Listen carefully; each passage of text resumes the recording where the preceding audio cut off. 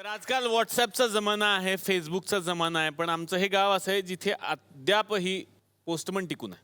वा आणि तो पोस्टमन आमच्याकडे येतो आणि इथल्या पाहुण्यांना जर काही पत्र असेल, संदेश असेल, तो त्यांच्यापर्यंत तो पोहोचवत असतो.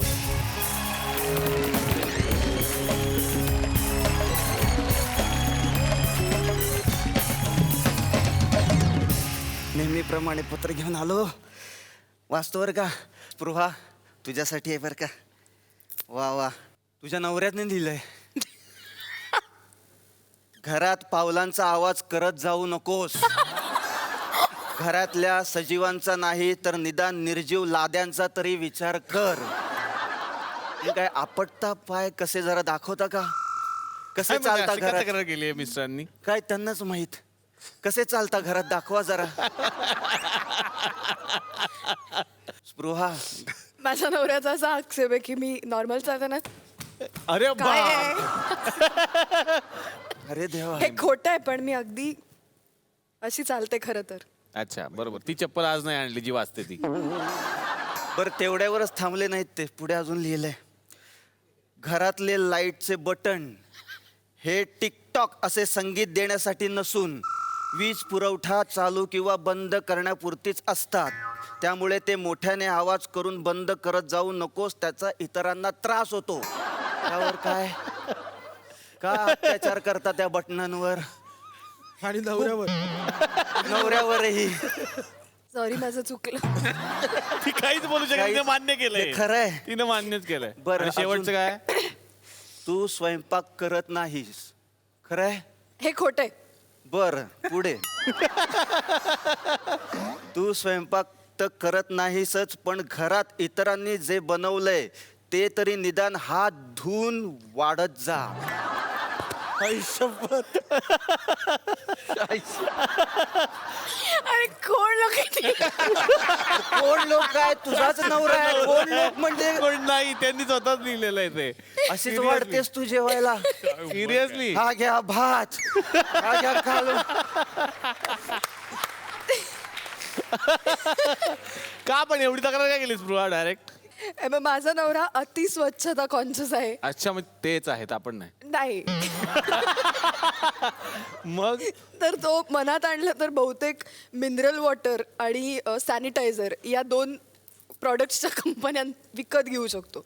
इतक्या त्याला त्या गोष्टी सतत लागतात आणि त्याची अशी अपेक्षा असते की प्रत्येक माणसाने घरातल्या तो धुतलेले हातच परत परत धुतो. वा वा वा. पुढचं पत्र आहे अरे बापरे. मंगेश कदम का. अरे काय हे? घरी बोलते ती बोलते, इथे पण एवढं बोललंय ते. तिची आणि माझी पहिली भेट रवींद्रमध्ये. तिची एकांकिका, मी प्रेक्षक.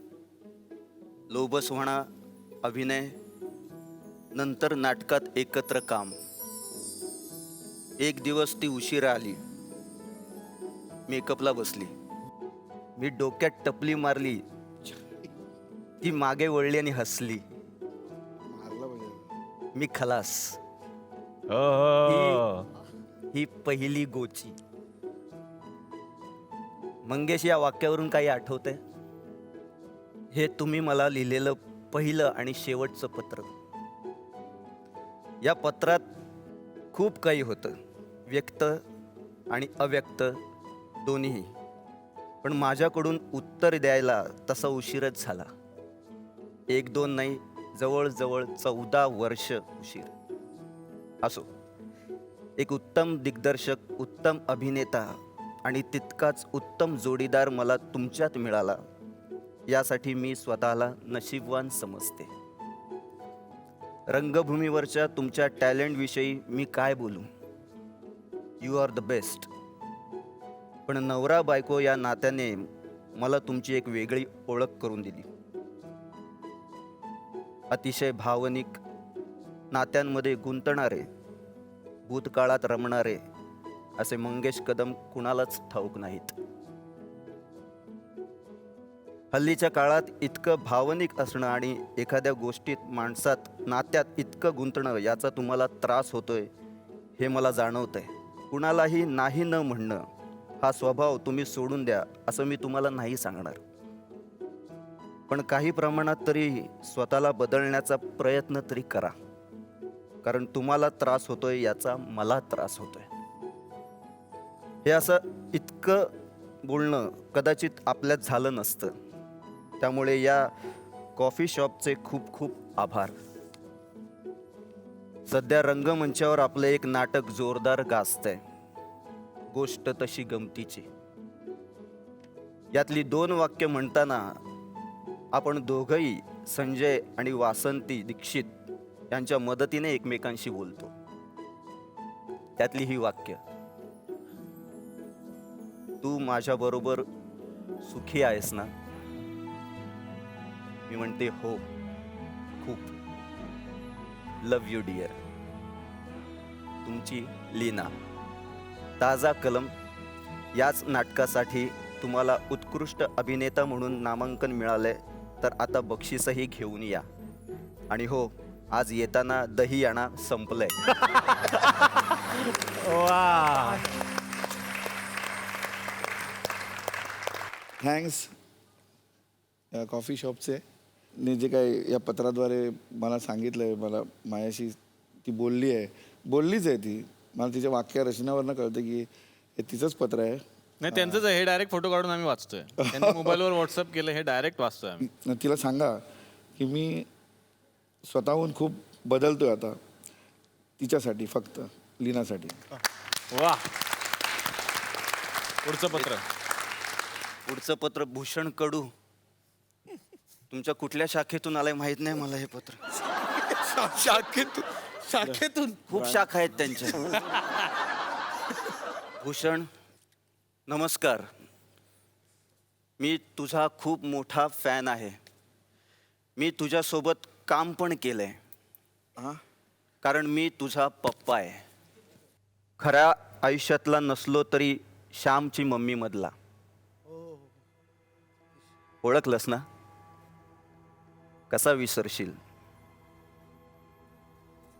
तुझ्या नसा नसात भरलोय मी. म्हणूनच की काय, अनेक ठिकाणी मी नसलो तर तुला बोलवतात. तुझ्यासोबत श्यामची मम्मी करताना खूप मजा आली. आणि आत्ताही तुझी कामं बघून खूप अभिमान वाटतो. एकच इच्छा आहे, पुढच्या जन्मी जर मला मुलगा झाला तर मी त्याचं नाव श्याम ठेवेन, आणि तूच असावास. म्हणजे दोघे मिळून खूप धमाल करू. Miss you lot dear. तुझाच पप्पा, सतीश तारे.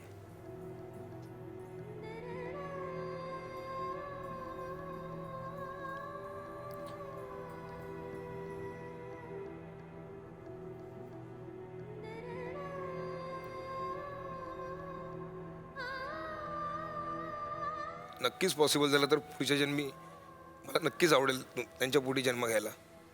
वा वा वा. आणि हा मंच असा आहे, हा तारे सरांचा मंच आहे, त्यामुळे पुन्हा पुन्हा सरांची आम्हाला आठवण होतेच.